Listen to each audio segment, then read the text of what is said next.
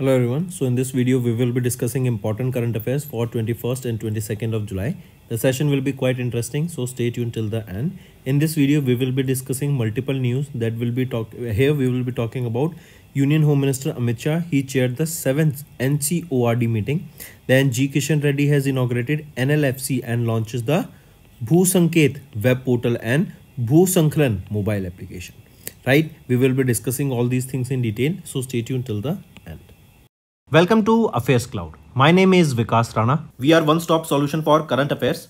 You can find our Crack Current Affairs course on our application exclusively for current affairs, where you will be getting daily, weekly and monthly current affairs on regular basis. You can use code VIKAS10 to get additional 10% discount while purchasing the course. This video is available both in English and Hindi. The timestamp for both English and Hindi are mentioned in the description of each video. You can contact us on the number provided or mail provided. Also follow us on Telegram and Instagram, and the link for the same is provided in the description of each video.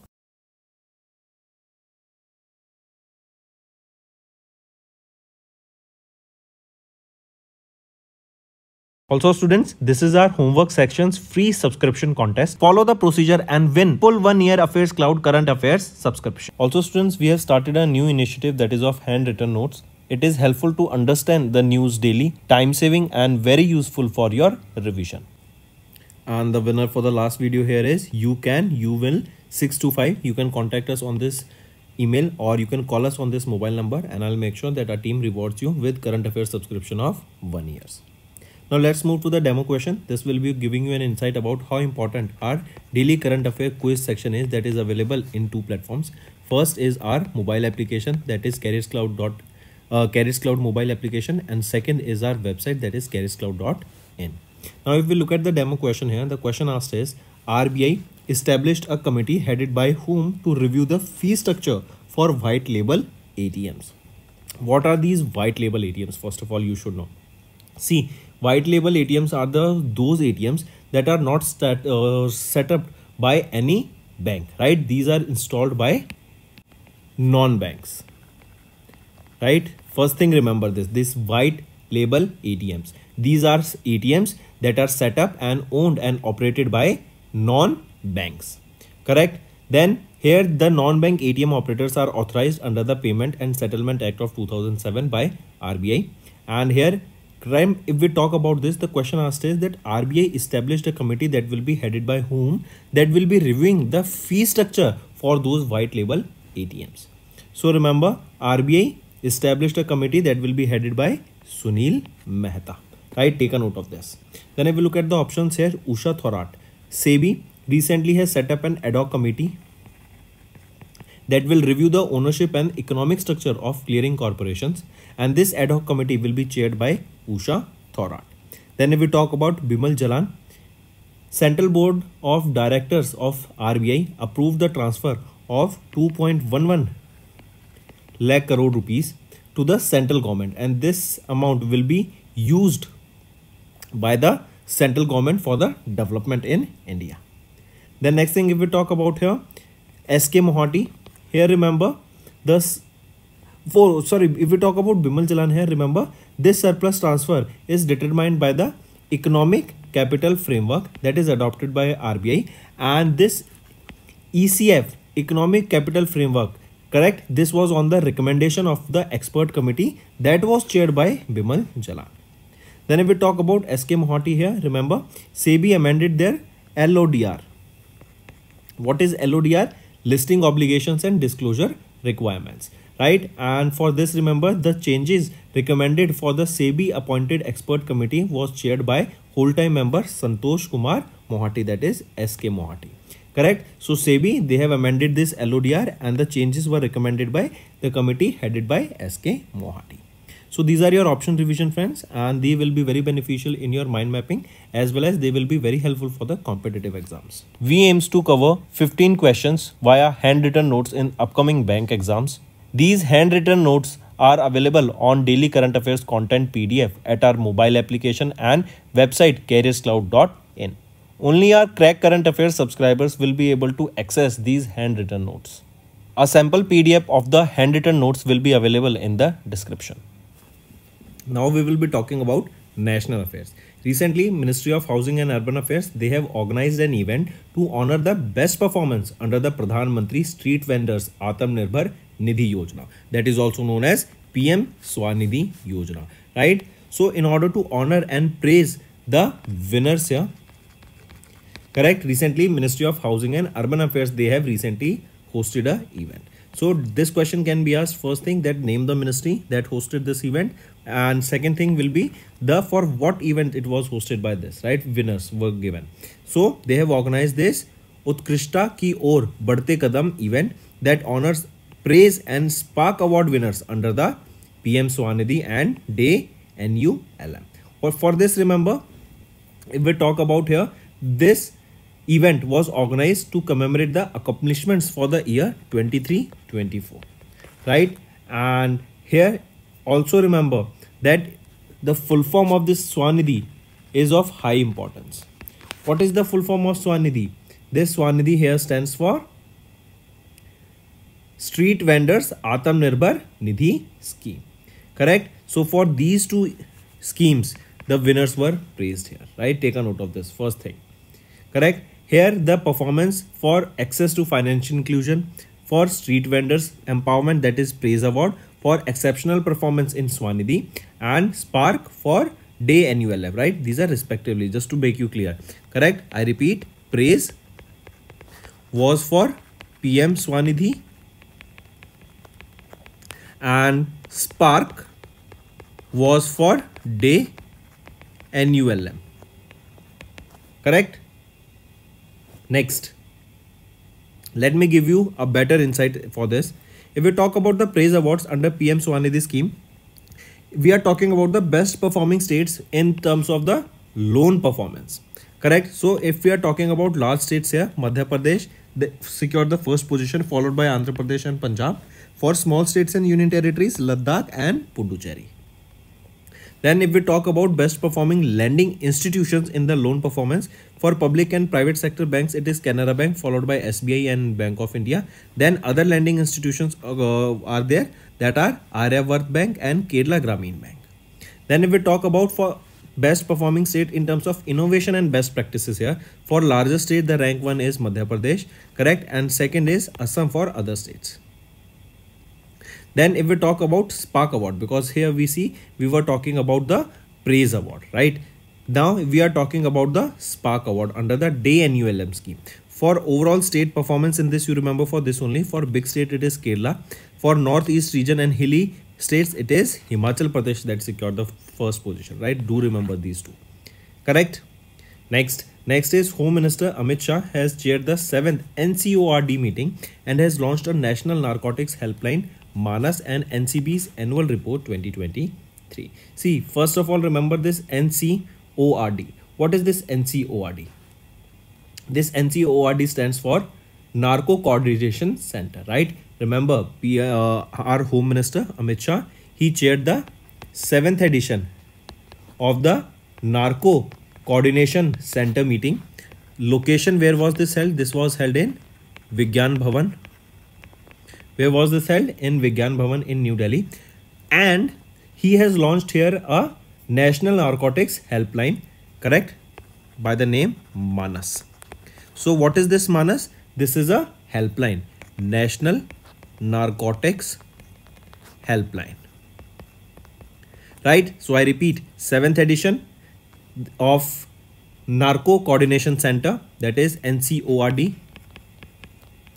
This was held, this was recently chaired by Amit Shah, and he has launched Manas, that is National Narcotics Helpline, and the location for this 7th edition of this NCORD is Vigyan Bhavan, right? The main objective of this meeting was focused on coordinating the efforts of various state and central government agencies that are involved in countering the drug trafficking in India.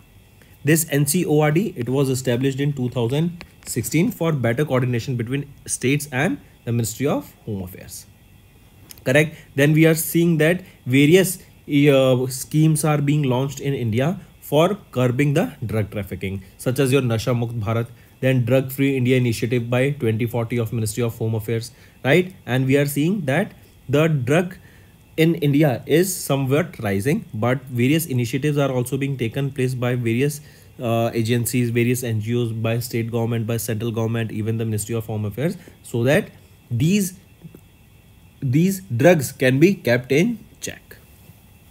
Correct. Then if we talk about this Manas helpline number, this is a toll-free number, that is 1933. That is National Narcotics Helpline number. Correct. Apart from this web toll-free number, remember Manas have also launched a website also, as well as a application.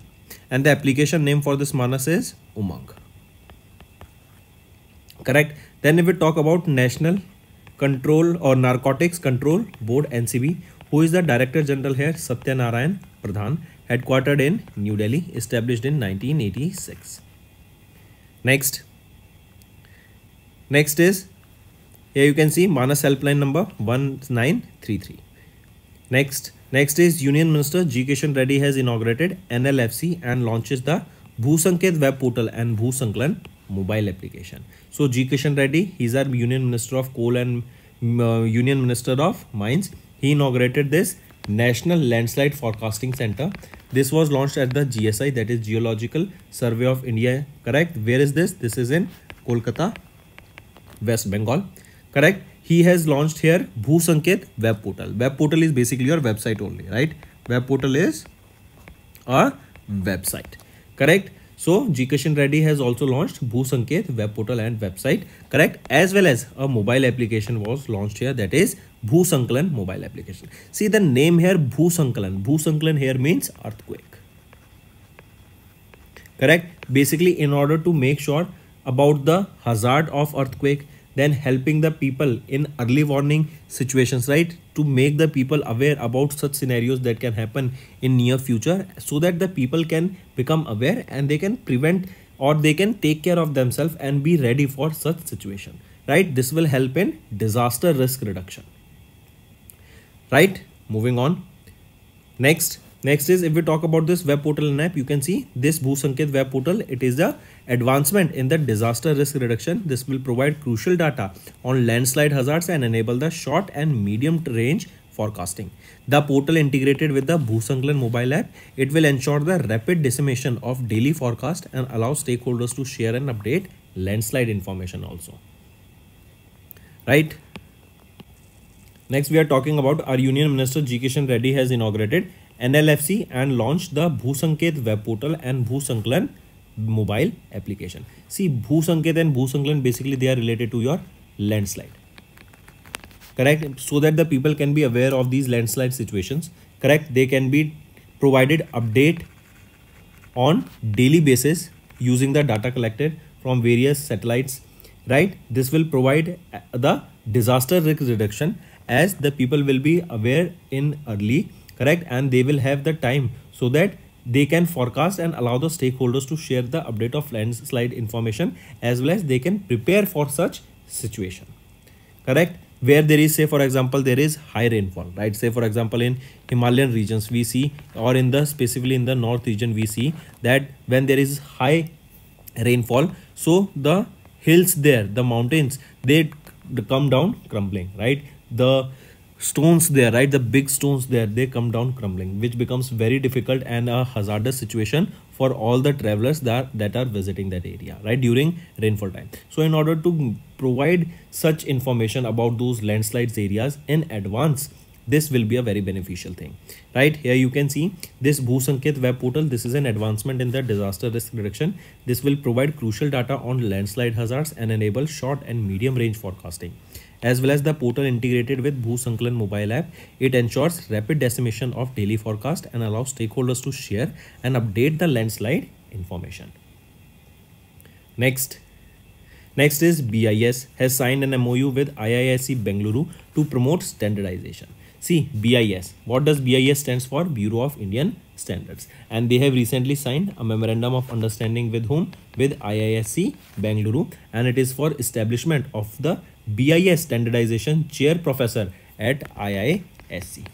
What is the aim here? This will basically integrate the academic expertise into standard formulation and incorporate Indian standards into academic curricula. Correct. This will provide safer and more reliable product services in India, right? Because we will be seeing that a proper check will be kept on all the standards and the quality of the products and services that will be delivered to the end customer, because we know that India is going global now, right? The products and the services that are made in India are not just limited for Indians, but we are seeing that the export is rising, and we are also providing such products and quality and various services to different parts of the world, correct? So we should keep the proper standard. In that maintaining standard here, this professor will be very beneficial, right? And for this only BIS has signed this MOU with IISc Bengaluru. If we talk about BIS, who is the Director General here? Pramod Kumar Tiwari, headquartered in New Delhi, established in 1986.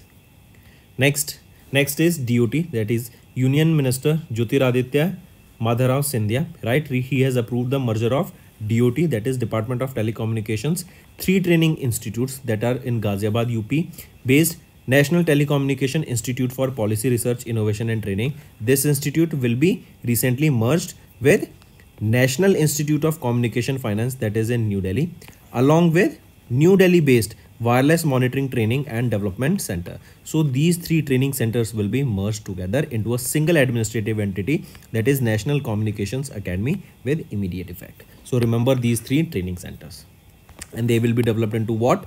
National Communication Academy. Next, we are talking about banking and finance, and we saw this in our demo question that RBI, they have set up a committee that will review the fee structure for the white label ATMs, and these white label ATMs are the ATMs that are owned and operated by non-banks, correct? Then the committee here will assess the fee structure existing the ATM infrastructure, and what are the international practices that are followed here, and what things should be taken up. Then India's ATM market is projected to grow at CAGR of 9.2% from 2024 to 2032. And these WLAs, as we just saw, these are the ATMs set up, owned, operated by non-banks. And in 2012, RBI allowed non-banking companies to set up, own, operate these WLAs, right? Then what are the challenges that we can see here? That the current interfee is uniform for both bank operated ATMs and WLAs. The interfee change is about 17 rupees for financial transactions and 6 rupees for non-financial transactions, correct? But other things, remember, due to the rise of UPI, we are seeing that the people, those who used to use these ATMs have somewhat decreased. Now people are more using the smartphones and using this UPI system, correct? Digital banking system. So the usage of ATM can somewhat decline. Then if we talk about RBI, because RBI has set up this committee, right? Committee to review the fee structure for this white label ATMs. And next thing, remember, who is the head of this committee? This committee will be headed by Sunil Mehta, right? Then for RBI, who is the governor here? Shaktikant Das, correct? And where is the headquarter? Mumbai, Maharashtra. Next is Arca FinCap and Central Bank of India. They have entered into a co-lending partnership to offer MSME loans. We know that the government of India, they are heavily betting on the growth of the MSME sector, because they will not just provide a growth to the GDP, but they will also help in the jobs generation. This is important, right? So in order to fund these MSMEs, the loans will be provided here. And for this, Arca FinCap Limited, that is an NBFC, and a step down subsidiary of Kirloskar Oil Engines Limited and Central Bank of India, right? They have entered into a co-lending partnership. So in simple terms, this NBFC, that is a step down subsidiary of Kirloskar Oil Engines Limited, that is Arca FinCap Limited, they and Central Bank of India, these two institutions, they have came into and they have recently signed a pact, that is a co-lending partnership to offer MSME loans. Next is appointments and resignations. As you can see him in the picture, who is he? He is Shikhar Dhawan. He is a very famous cricketer, Indian player, right? And recently Eurosport India has appointed Shikhar Dhawan as India brand ambassador for MotoGP. MotoGP is which race? It is a bike race, right? If we talk about Grand Prix, right, that is F1 race, it is car race, right? So take a note of this. Then next thing, remember, If we talk about Eurosport India,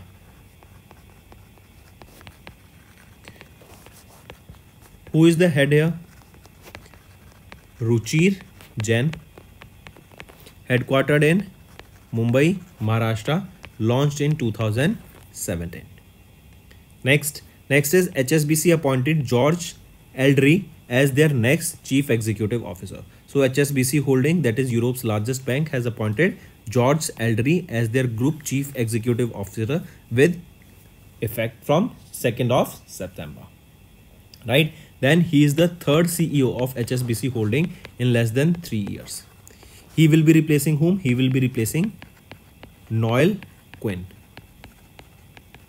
Next is science and technology. Recently, NASA scientists has discovered 6 new exoplanets. These are, let me show you here, HD 36384b, then TOI 198b, then TOI 2095b, then TOI 2095c, then TOI 4860b, and MWC 758. Correct? So these 6 new exoplanets have been discovered here recently, right? And remember, with these new confirmations, with these new discoveries, the total number of exoplanets, they are 5502. Correct? Take a note of this. Then remember, the key instruments that were used here for these detection, they are your TESS, that is Transiting Exoplanet Survey Satellite. Correct? This was launched by NASA. Then James Webb Space Telescope, also launched by NASA. Then Nancy Grace Roman Space Telescope, also launched by NASA. Right? They were used to discover these 3 new exoplanets. Next is Gaofen 11-0b. This is China that has launched their new Earth observation satellite. Remember Gaofen, right? It is the Earth observation satellite launched by China. It was launched into low Earth orbit. Right? It was launched from China only, correct? Shaanxi province of China. And this is the 5th edition, 5th edition of the Gaofen 11 high resolution satellites launched by China. Next is sports. APC appointed Deepa Malik, India's first women Paralympic medalist, as sub-regional representative for South Asia. I repeat, APC, that is Asian Paralympic Committee, at their 34th executive board meeting has appointed Dr.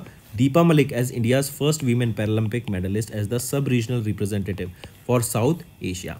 This appointment for the first time increases female representation on the APC executive board to 5, the highest in the history. Right? Then remember, if we talk about Deepa Malik, she was honored with Arjuna Award in 2012, with Padma Shri in 2017, then Major Dhyanchand Khel Ratan Award in 2019. Next is obituary. As you can see him in the picture here, Nguyen Phu Trong, the former president of Vietnam and chief of Communist Party, has recently passed away. Next, if we talk about Vietnam here, what is the capital of Vietnam? It is Hanoi. Who is the president of Vietnam? We discussed this, To Lam. Next is important is World Chess Day, observed on 20th of July. And this day is also known as International Chess Day, and it is to basically celebrate chess. That is an ancient game and one of the most intellectual game. This day marks the foundation of the FIDE, right? And it was established on 20th of July in 1924. Where was this established? It was established in Paris, France. And this year, 2024, it marks the 100th anniversary of the formation of this FIDE.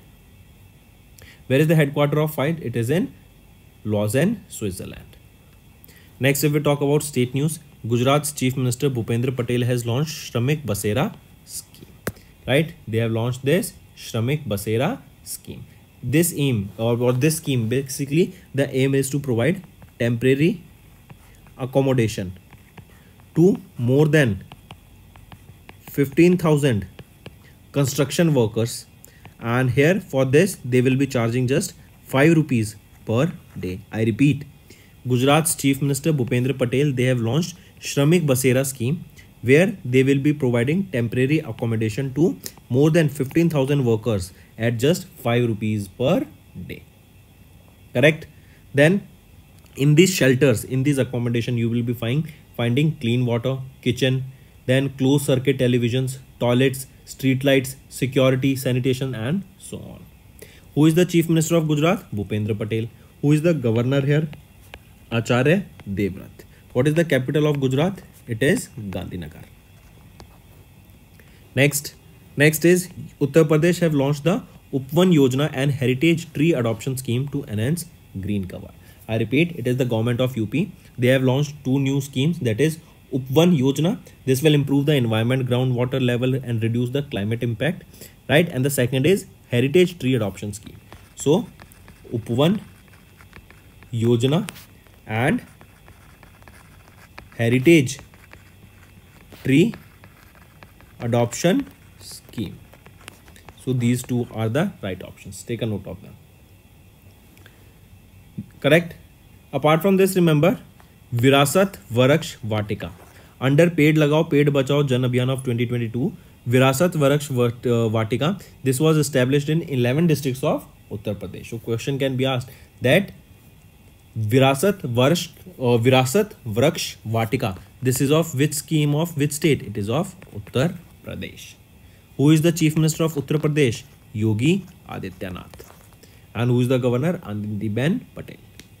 Next is Hello Meghalaya. Meghalaya became the second state to launch their own OTT platform. Which was the first state? It was Kerala. And now Hello Meghalaya, this is the name of the OTT platform of Meghalaya state. OTT is your over the top platform. What was the name of Kerala's OTT platform? It was C-Space. Next, so friends, now let's move to the one-liners. Ministry of Housing and Urban Affairs organized Utkrishta Ki Aur Badhte Kadam event. Then here this ministry provided awards such as your praise to the winners of the PM Swanidhi and Spark to the winners of the DNULM. Then Union Minister Amit Shah chaired the 7th NCORD meeting and launched National Narcotics Helpline, Manas and NCB's Annual Report 2023. Union Minister G. Kishan Reddy inaugurated the NLFC and launched Bhusanket web portal and Bhusankalan mobile application. BIS signed an MOU with IISc Bengaluru to promote standardization. Then DOT's NTI, PRIT and NICF and WNTDC, they merged into NCA. Correct? That is headed by Dr. Neeraj Mittal. Next, remember RBI set up committee to review fee structure for white label ATMs. Then Arca FinCap and CBI Central Bank of India entered into a co-lending partnership to offer MSME loans. Eurosport India appointed Shikhar Dhawan as Indian brand ambassador for MotoGP.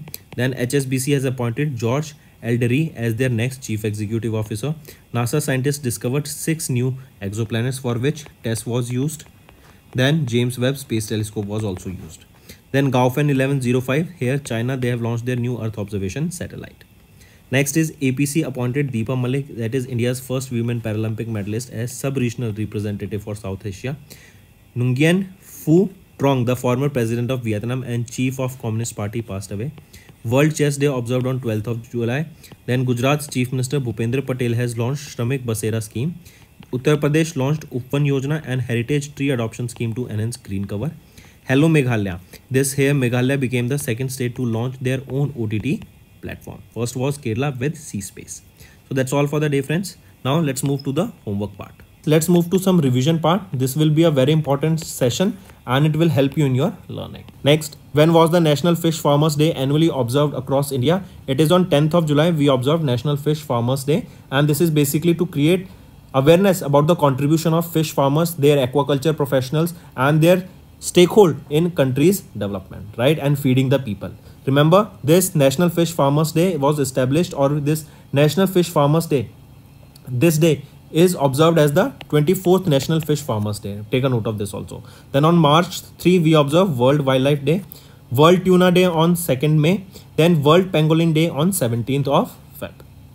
Next, which company in partnership with SIDBI recently launched over 140 electric cars for a raid hailing service in Delhi under the Mission 50K EV4 Eco scheme? It is BlueSmart, right? BlueSmart, remember, this is similar to that of Ola or Uber, but with a catch that all the cars here, they are electric, right? BlueSmart.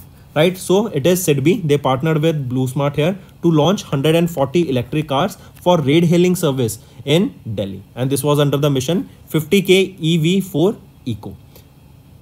Correct. Next is who has recently unveiled the trophies of the Durand Cup tournament 2024 held in New Delhi. So President of India Draupadi Murmu ma'am, she unveiled the trophies of the Durand Cup 2024 at a function that was held at the Rashtrapati Bhavan in New Delhi. Right? Take a note of this. Next is, according to recently released SBI's Economic Research Department report, that is ERD report, India generated how many jobs between FY14 to FY23? So India generated a total of 125 million jobs, and 1 million is equal to 10 lakh here. So 125 million jobs were generated between FY14 to FY23. Correct? Take a note of this. Next. Then if we talk about the data, 170 million here, remember it is Asian Development Bank. They have approved $170 million policy-based loan that is aimed at bolstering India's health system preparedness and capacity to respond to future pandemics. Next, India and Dash have implemented the Mutual Recognition Agreement for Organic Products with effect from 8th of July 2024. It is India and Taiwan. They have implemented this MRA agreement for organic products with effect from 8th of July. That means the organic products trade between these two countries will enhance. Also remember, Taiwan, they are a major manufacturing hub for electronics market that specifically includes your semiconductor. Right? That is the reason China wants to have a control on Taiwan, and USA, they also wants to control Taiwan. But that's a different story. Let's come back. If we talk about Australia here, Ministry of Skill Development and Entrepreneurship, they have partnered with the Australian government so that skills development project can be initiated in the agriculture sector. Next, which organization has recently announced the new World Soil Health Index to establish global standards for soil quality assessment? It is UNESCO. Where is the headquarters of UNESCO? It is in Paris, France, and we will be seeing Summer Olympic Games in Paris, France now. Coming back, this new World Soil Health Index, right? This means that we want to preserve our soil. We want to make sure that the health of our soil is good so that we can have good output, right? If soil will be good, then we will be having good and better output. So this index, what it will do is, this will set the parameters and define the soil in different categories through which the farmers of different areas can compare the health of their soil based on this index, and based on this index only, various parameters, various reports will be mentioned that how they can improve the soil from one index to different index, right? This will also preserve the degradation of the soil, right? Take a note of this. Then if we talk about IUCN, International Union for Conservation of Nature, that is, they released the red list, and recently in their red list of mangrove ecosystem, 50% of the world's mangrove ecosystem are at the risk of collapse. Next, which is the only Indian NBFC recently selected for FATF Mutual Evaluation Report for 23-24. It is Muthoot Finance Limited, right? So Muthoot Finance is the only Indian NBFC selected for the FATF's Mutual Evaluation Report for 2023 and 2024. See, what is FATF? Financial Action Task Force. This is the organization. They release Grey List. Grey List is the list of those countries that are included in terror financing, right? So recently it was Muthoot Finance Limited, and this is the only Indian NBFC that has been selected by FATF Mutual Evaluation Report. This Mutual Evaluation Report of India was adopted during the 6th and the final plenary session of the FATF under the presidency of T. Raja Kumar, and he is from Singapore, that took place on 26th to 28th of June in 2020. Then if we talk about Aadhar Housing Finance Limited, here remember Asian Development Bank, they have signed $60 million non-convertible debentures financing agreement with Aadhar Housing Finance Limited, and this is basically to provide affordable housing loans to the individuals. Next, in July, the 16th Finance Commission constituted a 5-member advisory council and appointed Dash as the convener of the council. So Poonam Gupta was appointed here as the convener of this 16th Finance Commission, right? Or we can say of this 5-member advisory panel that was formed by or constituted by the 16th Finance Commission, right? So this will be a 5-member committee, and who will be heading this 5-member committee? Poonam Gupta. Correct? Take a note of this. This is important. Then if we talk about Vijay Kumar Saraswat here, so government has set up a 7-member committee, and this member committee will be headed by Vijay Kumar Saraswat, and the aim of this committee is basically to propose various measures and promote the commercially viable extraction of critical minerals that are found in limited quantities, because we know these critical minerals, they are very helpful in the development of India's ecosystem as well as India's economy. First is apps and portals, second committees formed by RBI and SEBI, and third important is related to sports. Now students, let's move to the Hindi part of this video. Hello everyone, so आज के video में हम 21 and 22 जुलाई के important current affairs discuss करेंगे। 17 news रहेंगी total, जिसमें से हम बात करेंगे अभी अमित शाह के द्वारा 7th NCORD मीटिंग को यहाँ पे चेयर किया गया। देन जी किशन रेड्डी ने लॉन्च किया भू संकेत वेब पोर्टल एंड भू संकलन मोबाइल एप्लीकेशन। देन BSI ने अभी एक MOU साइन किया IISc बेंगलोर के साथ, किस रीज़न की वजह से, ये सारी चीज़ें हम वीडियो के एंड में डिस्कस करेंगे, तो एंड तक बने रहिएगा। Welcome to Affairs Cloud. My name is Vikas Rana. We are one-stop solution for current affairs. You can find our Crack Current Affairs course on our application exclusively for current affairs, where you will be getting daily, weekly and monthly current affairs on regular basis. You can use code VIKAS10 to get additional 10% discount while purchasing the course. This video is available both in English and Hindi. The timestamp for both English and Hindi are mentioned in the description of each video. You can contact us on the number provided or mail provided. Also follow us on Telegram and Instagram, and the link for the same is provided in the description of each video.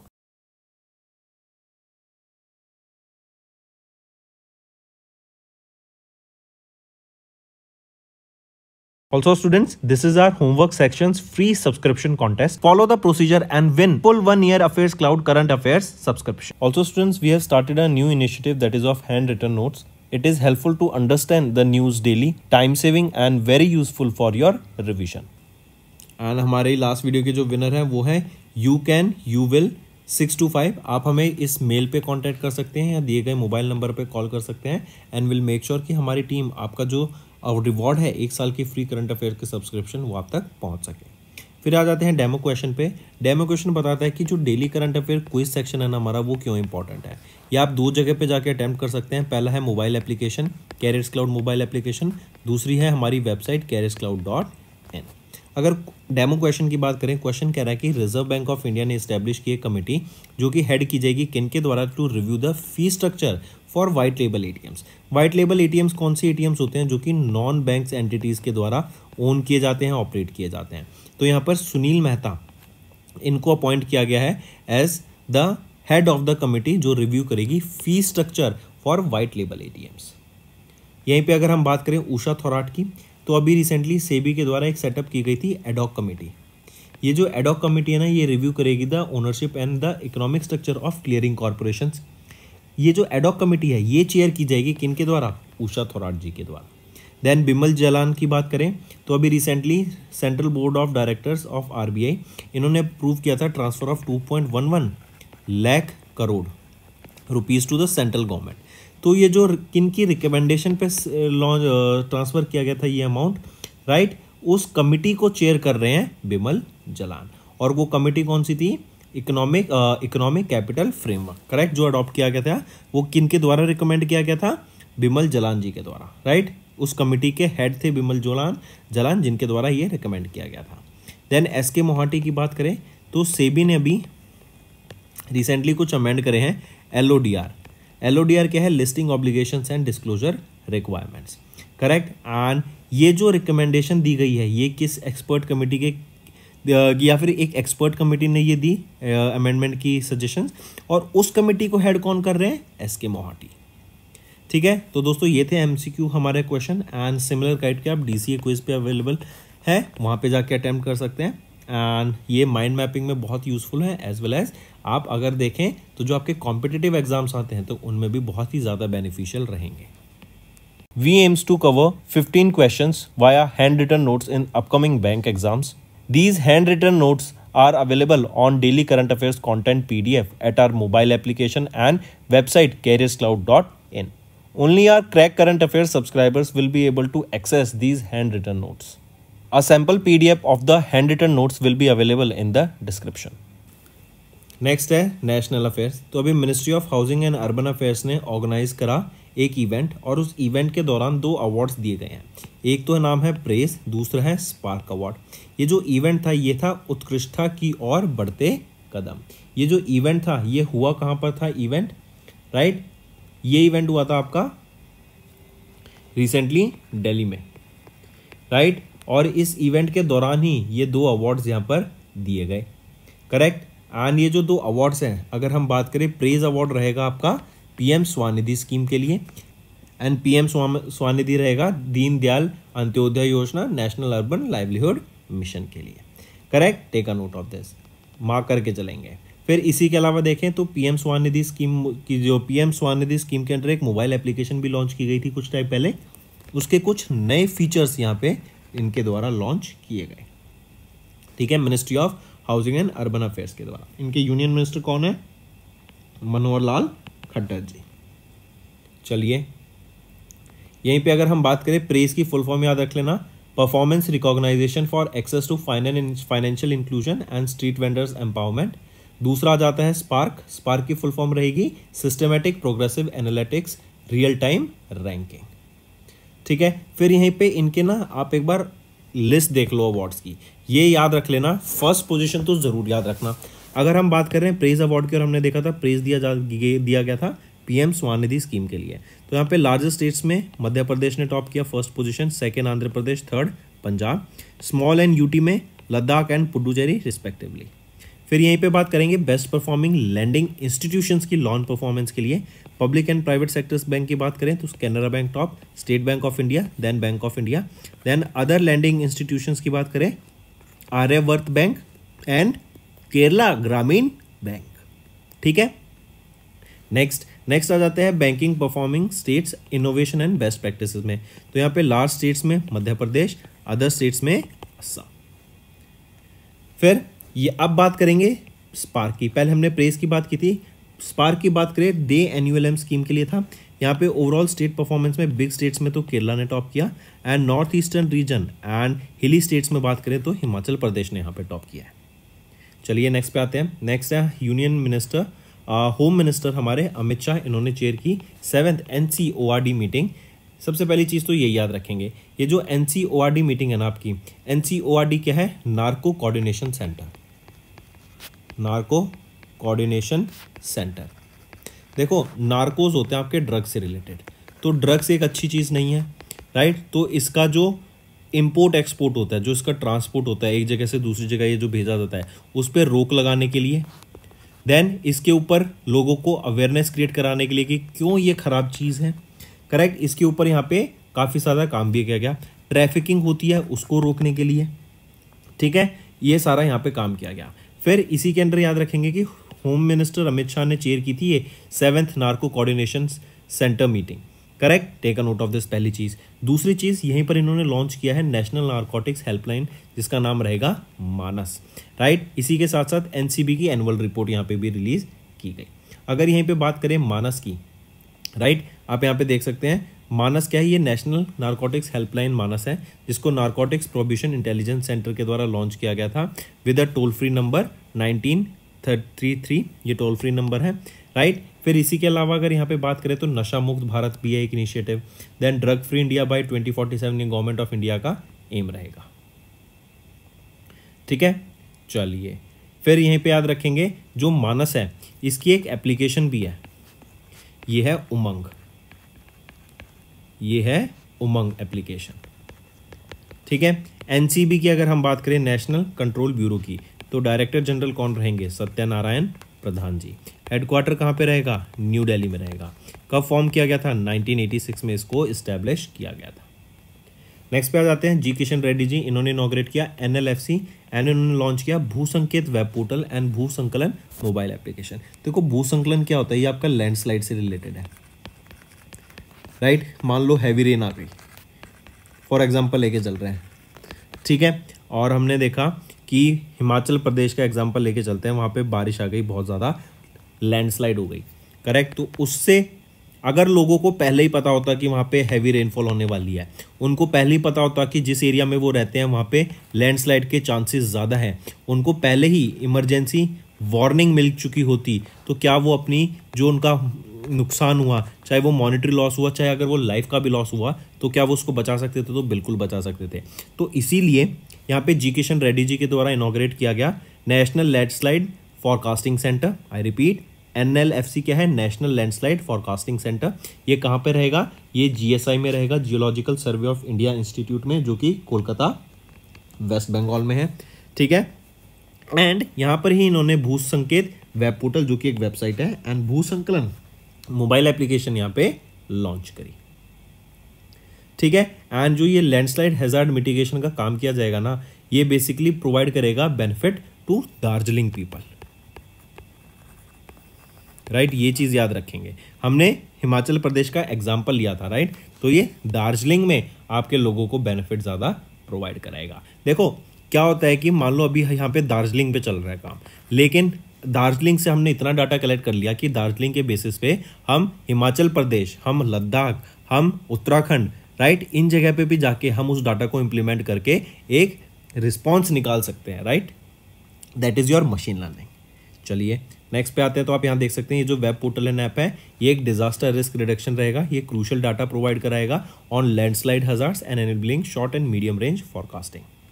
फिर आ जाते हैं BIS। इन्होंने एक MOU sign किया IISc Bengaluru के साथ to promote standardisation. देखो standardisation से क्या होगा कि हम अब प्रोडक्ट्स को ना एक्सपोर्ट भी करती है इंडिया, राइट, और इंडिया का प्रोडक्ट ऐसा या फिर प्रोडक्ट और सर्विस ऐसी तो नहीं कि हम उसको बना रहे हैं और वो सिर्फ इंडिया में है, करेक्ट, उनको एक्सपोर्ट भी किया जा रहा है। और एक्सपोर्ट करने पे एक चीज़ का बहुत ज़्यादा ध्यान दिया जाता है, वो है क्वालिटी का, वो है स्टैंडर्ड मेंटेन करने का। करेक्ट, प्रोडक्ट की क्वालिटी अच्छी होगी ना और स्टैंडर्ड अच्छा होगा तो बाहर वो जल्दी बिकेगा, राइट, उसकी ज़्यादा डिमांड होगी, उसको अच्छा प्राइस मिलेगा, राइट। और इसी चीज़ को ध्यान में रखने के लिए BIS ने अभी एक MOU साइन किया IISc बेंगलोर के साथ to promote standardisation, correct. And यहीं पर याद रखेंगे इसके अंडर एक स्टैंडर्डाइजेशन चेयर प्रोफेसर को इस्टेब्लिश किया जाएगा at the IISc, correct, take a note of this. BIS की बात करूं तो यहाँ पे डायरेक्टर जनरल कौन रहेंगे? प्रमोद कुमार तिवारी। हेडक्वार्टर कहाँ पे रहेगा? न्यू दिल्ली में। एंड 1986 में इसको इस्टेब्लिश करा गया था। नेक्स्ट आ जाते हैं DOTs NTI PRTI PRIT NICF and WMTDC। इनको मर्ज किया गया है इनटू NCA। देखो 3 ट्रेनिंग सेंटर्स हैं जो कि ज्योतिरादित्य सिंधिया जी के द्वारा अभी अप्रूव किया गया, जिनका merger of department of telecommunication. तो DOT के ये 3 ट्रेनिंग सेंटर्स रहेंगे। पहला है आपका national telecommunication institute for policy research innovation and training, दूसरा है national institute of communication finance NICF, and तीसरा है wireless monitoring training and development centre WMTDC। And in तीनों को मिला के कहाँ पे मर्ज किया जाएगा, क्या बना दिया जाएगा? National communications academy NCA। Next banking and finance पर आते हैं। तो RBI के द्वारा भी सेटअप की गई कमेटी जो रिव्यू करेगी fee structure for white label ATMs। White label ATMs क्या होते हैं? वो ATMs जो कि नॉन बैंक्स के द्वारा मेंटेन एंड ओन किए जाते हैं। तो ये जो कमेटी बनाई जाएगी, इस कमेटी को हेड कौन करेंगे? तो इस कमेटी को जो हेड करेंगे वो है सुनील मेहता। सुनील मेहता, ठीक है। फिर यहीं पे याद रखेंगे जो ATM मार्केट है ना, it is projected to grow by CAGR of 9.2%। लेकिन कहीं ना कहीं आप सोच के देखिए, अगर हम जानते हैं UPI ट्रांजैक्शंस इतनी ज़्यादा बढ़ रही हैं, हर इंडिविजुअल के पास स्मार्टफोन है, राइट, तो UPI ट्रांजैक्शंस जब बढ़ रही हैं और हर बंदे के पास स्मार्टफोन है, तो क्या आपको लगता है कि जो ATM की डिमांड है कहीं ना कहीं वो आने वाले टाइम में कम हो जाएगी? तो yes, there is a high chance कि आने वाले टाइम में अगर हम देखेंगे तो जो फिजिकल कैश है, जो ATM है, उसकी डिमांड बहुत चांस है कम हो जाए। लेकिन अभी हम 9.2% की CAGR से यहाँ पे देख रहे हैं ATM की डिमांड, करेक्ट। नेक्स्ट याद रखेंगे ये RBI के द्वारा सेटअप की गई थी कमेटी। तो RBI के गवर्नर कौन है? शक्तिकांत दास। एंड हेडक्वार्टर कहाँ पे रहेगा RBI का? मुंबई, महाराष्ट्र में। अच्छा, डेप्यूटी गवर्नर कितने होते हैं RBI के? 4 होते हैं। ज़रा कमेंट करके बताओ होमवर्क सेक्शन में कौन 4 डेप्यूटी गवर्नर्स हैं। नेक्स्ट पे आते हैं। नेक्स्ट है अर्का फिनकैप। इन्होंने सेंट्रल बैंक ऑफ इंडिया के साथ अभी टाइप करा ताकि जो MSMEs है ना, उनको यहाँ पे लोन्स प्रोवाइड किया जा सके। देखो एक चीज़ इसको ऐसे समझो, MSMEs ना इंडिया की GDP ग्रोथ रेट में बहुत ज़्यादा हेल्प कर रहे हैं। दूसरा, ये जॉब्स या जो प्रोवाइड कराते हैं ना, बहुत एक्सेस लेवल पे ये जॉब प्रोवाइड कराते हैं, मैसिव लेवल पे जॉब्स प्रोवाइड कराई जाती है, राइट। तो इसीलिए कि एमएसएमईज को फाइनेंशियली हम सपोर्ट कर सकें, करेक्ट, इसीलिए Arka finance and central bank of India ने यहाँ पे को लेंडिंग पार्टनरशिप साइन करी। नेक्स्ट पे आ जाते हैं अपॉइंटमेंट्स एंड रेजिग्नेशन। आप इनको पिक्चर में देख सकते हैं। ये कौन है? ये है शिखर धवन, इंडियन क्रिकेटर है, एंड इनको यहाँ पर अभी recently India brand ambassador appoint किया गया है मोटो जीपी के लिए। मोटो जीपी क्या होती है? Bike racing, right. तो शिखर धवन को यहाँ पे अपॉइंट किया गया है इंडिया का ब्रांड एम्बेसडर, करेक्ट। एंड किन के द्वारा? यूरोस्पोर्ट इंडिया ने इनको अपॉइंट किया शिखर धवन को as Indian brand ambassador for MotoGP in India. तो इंडिया में ये मोटो जीपी को प्रमोट करने का काम करेंगे। यहीं पे यूरोस्पोर्ट की बात करें तो यूरोस्पोर्ट की जो हेड है कौन है? रुचिर जैन।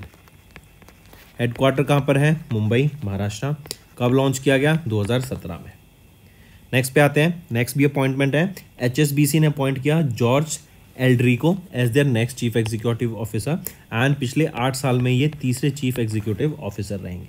किनको सक्सीड करेंगे? नॉयल क्विन को ये सक्सीड करेंगे। नेक्स्ट आ जाते हैं साइंस एंड टेक्नोलॉजी पर। अभी नासा साइंटिस्ट के द्वारा 6 नए एक्सोप्लैनेट्स यहाँ पे डिस्कवर करे गए हैं। इन 6 एक्सोप्लैनेट्स का नाम याद रखेंगे, HD 36384b। नाम भी याद ना रखें, बट याद रखना 6 नए डिस्कवर किए गए हैं। TOI 198b, then TOI 2029b, TOI 2095c and TOI 2095, TOI 4860b and MWC 758। ये जस्ट रेफरेंस के लिए है, बट याद रखिएगा कि 6 नए एक्सोप्लैनेट्स डिस्कवर किए गए हैं, एंड अब जो टोटल नंबर ऑफ एक्सोप्लैनेट्स की संख्या हो गई है 5502। अब यहाँ पे याद रखेंगे, ये इंपॉर्टेंट रहेगा कि ये 6 जो एक्सोप्लैनेट्स डिस्कवर किए गए हैं ना, ये किस सैटेलाइट की मदद से डिस्कवर करे गए हैं। तो पहली है टेस ट्रांजिटिंग एक्सोप्लैनेट सर्वे सैटेलाइट, ये किसकी है? नासा की। दूसरी आ जाती है जेम्स वेब स्पेस टेलीस्कोप, ये भी नासा का। तीसरा आ जाता है Nancy grace Roman space telescope, ये भी नासा का। नेक्स्ट पे आ जाते हैं गाओफेन 1105। ये चाइना के द्वारा एक नई अर्थ ऑब्जर्वेशन सैटेलाइट लॉन्च की गई है। 05 बताता है ये 5th सैटेलाइट रहेगी ऑफ द गाओफेन 11 सीरीज, जो कि अर्थ ऑब्जर्वेशन सैटेलाइट्स हैं, राइट। तो better high definition as well as ज़्यादा ये एडवांस सैटेलाइट रहेंगी। नेक्स्ट पे आ जाते हैं स्पोर्ट्स के ऊपर। तो अभी APC ने अपॉइंट किया दीपा मलिक को as India's first women Paralympic medallist as sub regional representative for South Asia.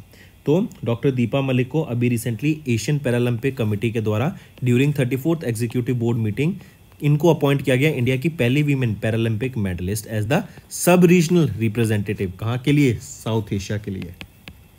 तो क्वेश्चन आएगा कि सब regional representative for South Asia कौन अपॉइंट की गई हैं, एंड वो पहली वीमेन बनी, वो है डॉक्टर दीपा मलिक। नेक्स्ट आ जाते हैं ऑर्बिटरी के ऊपर।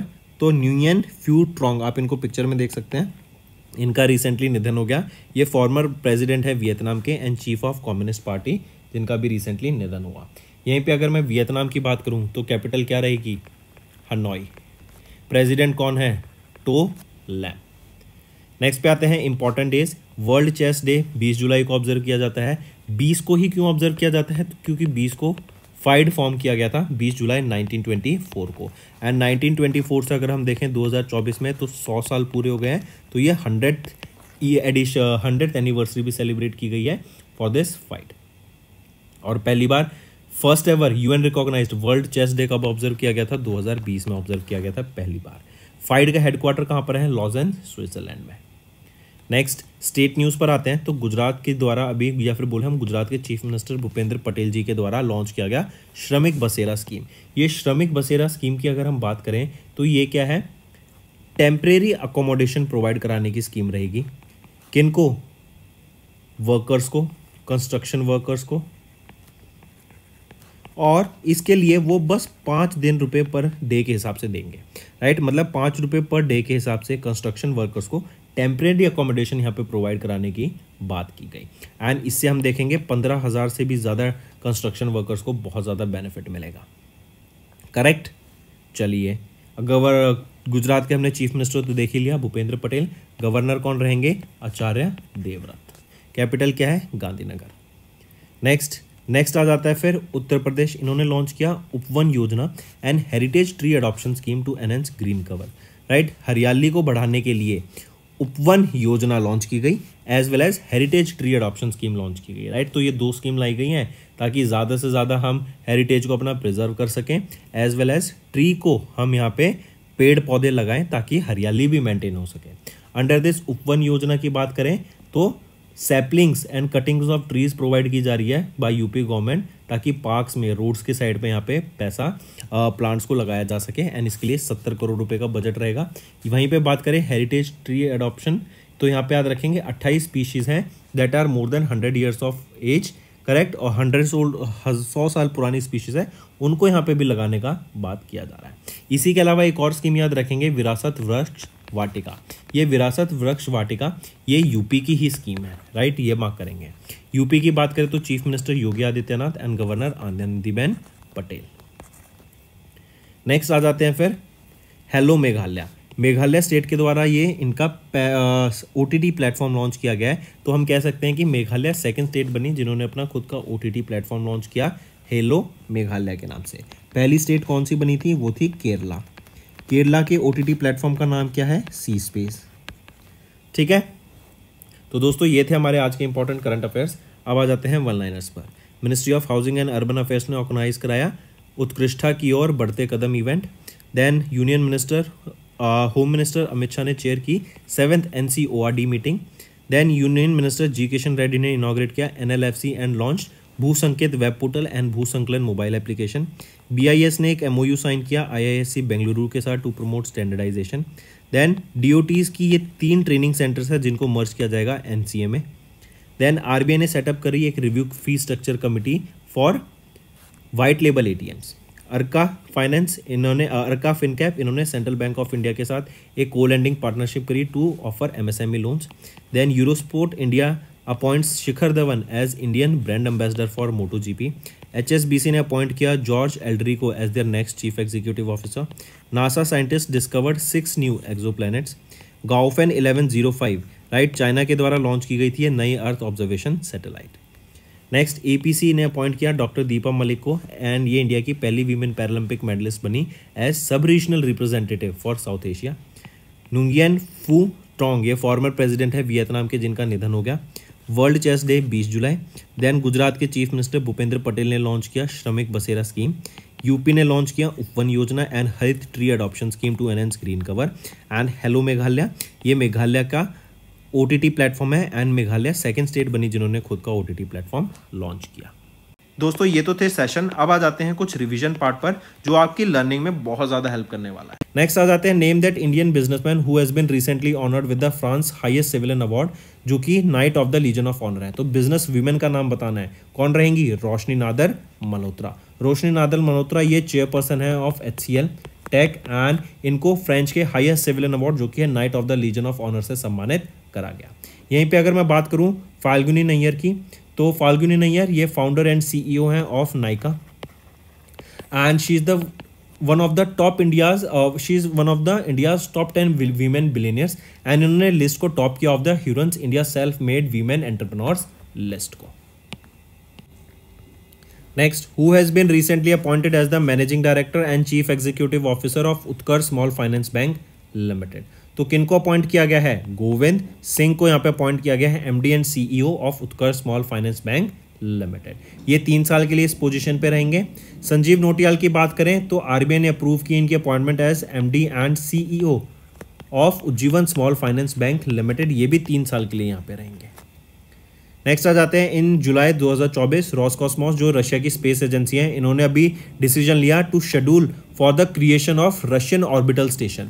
जैसे हम जानते हैं इंटरनेशनल स्पेस स्टेशन है ये 2030 में डीकमीशन हो जाएगा। फिर चाइना का अपना खुद का एक स्पेस स्टेशन है टिएंगोंग स्पेस स्टेशन, तो रशिया पीछे नहीं रहना चाहता और इन्होंने अपना खुद का रशियन ऑर्बिटल स्टेशन बनाने की बात की गई, राइट। तो ये 2033 तक यहाँ पे लॉन्च किया जाएगा। लेकिन एक और चीज़ इंटरेस्टिंग चीज़ याद रखेंगे, अभी इंटरनेशनल स्पेस स्टेशन की जगह पे SpaceX अपना खुद का यहाँ पर एक स्पेस स्टेशन लॉन्च करने की बात कर रहा है ड्रैगन कैप्सूल के थ्रू, राइट। और इसके लिए नासा ने इनको $830 मिलियन का यहाँ पे ग्रांट भी अभी प्रोवाइड करा है, जो कि आगे और बढ़ जाएगा। Next, who has been recently appointed as chef de mission for the Indian contingent at the Paris 2024 Olympic games. तो कौन है? वो है गगन नारंग। ये एयर राइफल या शूटिंग से बिलोंग करते हैं एंड इनको शेफ द मिशन यहाँ पे अपॉइंट अभी रिसेंटली किया गया है। इसी के अलावा बात करें पीवी सिंधु एंड ए शरत कमल, ये यहाँ पे फ्लैग बियरर रहेंगे पेरिस ओलंपिक गेम्स के लिए। एंड नीरज चोपड़ा ये लीड करेंगे 28 इंडियन मेंबर्स एथलीट्स का contingent at the Paris Olympic games. Next, which state is set to become the first in India to adopt an action plan for the road safety for the next 10 years? तो वो है Rajasthan, right. Rajasthan state is set to become the पहली state जो adopt करेगी एक action plan for the road safety for the next 10 years. And इनका aim है, WHO भी इवन यहाँ पे इनको मदद करेगा कि ये अपने एक्शन प्लान को इंप्लीमेंट कर सकें। एंड इनका एम है 2030 तक जो अभी रोड एक्सीडेंट्स होते हैं उनको 50% से यहाँ पे रिड्यूस किया जा सके। 3 फेजेस में ये इंप्लीमेंट किया जाएगा, 2025 से 27, 2025 से 27 तक, 2027 से 2030 तक और 2030 से 2033 तक। Next, name the Indian automobile company that has recently launch the world's first compressed natural gas bike. India की पहली CNG बाइक किसके द्वारा लॉन्च की गई? बजाज ऑटो के द्वारा लॉन्च की गई। नाम क्या रहेगा इसका? बजाज फ्रीडम। बजाज फ्रीडम 125 इस बाइक का नाम रहेगा। ये ड्यूल फ्यूल पे बेस्ड है, basically CNG as well as petrol. Next, किस ऑर्गेनाइजेशन ने रिसेंटली लॉन्च किया एक ऑनलाइन प्लेटफॉर्म जिसका नाम है मैड डेविस, जिसका है medical device information system. Basically ये क्या है? ये एक डाटाबेस है जो कि आपको मेडिकल डिवाइसेस, मेडिकल इक्विपमेंट्स की इंफॉर्मेशन देता है कि उनको किस प्रोसीजर में, किस डिवाइस, किस मेडिकल सिस्टम में या फिर किस मेडिकल कंडीशन में उन डिवाइसेस को यूज़ करना है, राइट। तो ये काफ़ी बेनिफिशियल रहेगा अपकमिंग डॉक्टर्स के लिए। तो प्रॉपर एक ये डाटाबेस है। ये किसके द्वारा लॉन्च किया गया है? वर्ल्ड हेल्थ ऑर्गेनाइजेशन के द्वारा इसको लॉन्च किया गया है, राइट। अगर यहीं पे बात करें क्वालिटी काउंसिल ऑफ इंडिया, तो इन्होंने ministry of health and family welfare के साथ मिलकर एक 5 साल का कोलैबोरेशन प्लेटफॉर्म लॉन्च किया फॉर CGHS, राइट, जिससे क्या है आपकी जो हेल्थ केयर सर्विसेज हैं CGHS एम्प्लॉयज़ के लिए उनको बेनिफिट मिल सके। नेक्स्ट है, which country top the list of the most affordable countries for the expatriates and immigrants as per the expat insider 2020 survey for the personal finance index category conducted by international. तो देखो ये बताता है कि अगर मेरे को फॉर एग्जांपल अगर मैं अपनी इंडिया छोड़ के किसी दूसरी कंट्री में जाना चाहता हूं तो कौन सी सबसे ज़्यादा अफोर्डेबल कंट्री रहेगी जहां पे मैं सेटल हो सकता हूं। तो उसके हिसाब से देखा जाए तो वियतनाम ने यहाँ पे टॉप किया है, 4th कॉन्जिक्यूटिव टाइम के लिए उन्होंने यहाँ पे टॉप किया है as the most affordable country for the immigrants, right. और ये डाटा इंटरनेशंस के द्वारा रिलीज किया गया। यहीं पे अगर मैं बात करूं इंडिया की क्या रैंक रहेगी इस इंडेक्स में, तो इंडिया आ जाता है 6ठे पोजीशन पे, right, and Colombia 2nd position पे। Next, name the mutual fund that recently launch India's first oil and gas ETF, exchange traded fund. किसके द्वारा लॉन्च किया गया है? तो वो लॉन्च किया गया है आपका, किसके द्वारा? वो लॉन्च किया गया है ICICI प्रूडेंशियल म्यूचुअल फंड के द्वारा, ठीक है। ये इनके द्वारा लॉन्च किया गया है ETF जो कि आपके ऑयल एंड नेचुरल गैस को टोटल रिटर्न इंडेक्स को यहाँ पे कैलकुलेट करेगा। 8 जुलाई से 18 जुलाई तक इसका सब्सक्रिप्शन ऑन रहेगा एंड इसको वेरी हाई रिस्क कैटेगरी में रखा गया है, राइट। एक चीज़ और यहाँ पे मैं एक और डिस्कस करते हैं, आपको यहाँ पे मैं बात कर रहा हूँ वर्ल्ड प्रेस फ्रीडम इंडेक्स की। ये 22वां एडिशन था वर्ल्ड प्रेस फ्रीडम इंडेक्स का, जो कि रिलीज किया गया रिपोर्टर्स विदाउट बॉर्डर्स के द्वारा। एंड यहाँ पे इंडिया की रैंक रहेगी 159। डेनमार्क ने यहाँ पे पहली पोजीशन सिक्योर करी, ठीक है। ये भी एक इंपॉर्टेंट इंफॉर्मेशन है, याद रखिएगा। चलिए नेक्स्ट पे आते हैं। टर्की ने लॉन्च किया पहला indigenously developed communication satellite Turksat 6A through SpaceX Falcon 9 rocket की मदद से इसको लॉन्च किया जाएगा। टर्कसैट 6A इसको SLSEN के द्वारा यहाँ पे डेवलप किया गया है और ये कम्युनिकेशन सैटेलाइट है जो कि कम्युनिकेशन बिटवीन कंट्रीज को एनहेंस करने का काम करेगा। करेक्ट, 11 कंट्रीज इसके अंडर आएंगी, काफी बेनिफिशियल रहेगा फॉर कम्युनिकेशन। सो ये टर्की का है, टर्कसैट 6A डेवलप किया गया है SLSEN के द्वारा। Next, who has been recently appointed as the new head coach of the Indian cricket team 2027 तक, तो वो हैं गौतम गंभीर। ये नए हेड कोच बन गए हैं, राहुल द्राविड़ को ये सक्सीड करेंगे। ये कौन सी IPL टीम से एसोसिएटेड थे या मेंटर थे, तो कोलकाता नाइट राइडर्स के ये एसोसिएटेड थे, उनके साथ मेंटर थे। अगर बात करें युवराज सिंह की, Usain Bolt and Chris Gayle, इनको यहाँ पे अपॉइंट किया गया था as tournament ambassador for the 9th edition of ICC T20 men's international world cup, T20 international world cup का। एंड ये जो इवेंट था किसके द्वारा होस्ट किया गया था? वेस्ट इंडीज एंड USA के द्वारा होस्ट किया गया था, नेक्स्ट आ जाते हैं फिर होमवर्क पर। Give 3 important current affairs of each. पहला है एप्स एंड पोर्टल्स, दूसरा है committee formed by RBI and SEBI, and तीसरा है important is related to sports. So that's all for the day friends. Thank you and have a nice day.